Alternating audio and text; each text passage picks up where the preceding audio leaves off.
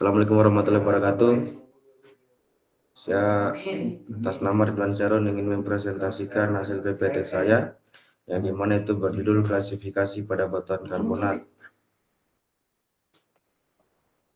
Batuan karbonat merupakan kelompok batuan sedimen yang komposisi utamanya tersusun oleh mineral karbonat, terutama kalsit atau CaCO3 dan dolomit CaMg CO3 2. Mineral tersebut umumnya berasal dari proses biologis, kimiawi, atau kombinasi keduanya yang terjadi di lingkungan pengendapan laut. Dalam kajian geologi, batuan karbonat menjadi objek penting karena berkaitan erat dengan evolusi lingkungan laut, sistem diagenesis, serta potensi sebagai reservoir hidrokarbon dan air tanah. Yang pertama itu klasifikasi Vogt tahun 1962. Klasifikasi batuan karbonat menurut Robert L. Vogt adalah sistem klasifikasi yang didasarkan pada tekstur dan komposisi batuan karbonat. Klasifikasi ini menilai hubungan antara butir dan karbonat atau alogem, matriks lumpur karbonat atau mikrit, dan semen klasik kalsit kristalin atau sparit.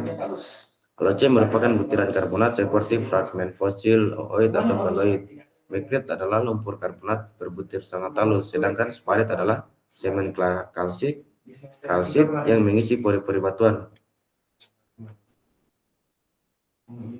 Penggunaannya yang dilakukan melalui pengamatan sehatan tipis dengan mikroskop petrografi untuk menentukan komponen dominan dan presentasi halogem.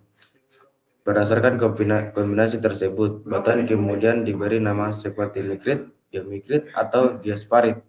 Klasifikasi ini juga membantu menasirkan lingkungan pengendapan, di mana dominasi mikrit menunjukkan lingkungan energi rendah, sedangkan dominasi butiran dan sparit menunjukkan lingkungan dengan energi lebih tinggi, seperti daerah terumbu atau perairan dangkal berombak.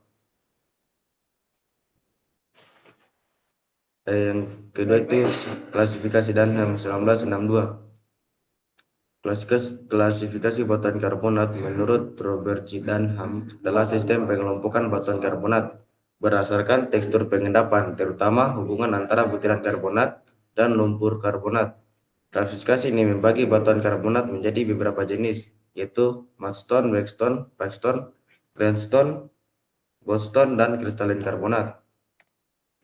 Penggunaan klasifikasi ini dilakukan dengan mengamati tekstur batuan melalui sampel tangan atau sehatan tipis, kemudian menentukan jumlah butiran karbonat, keberadaan lumpur karbonat, serta hubungan antar butir.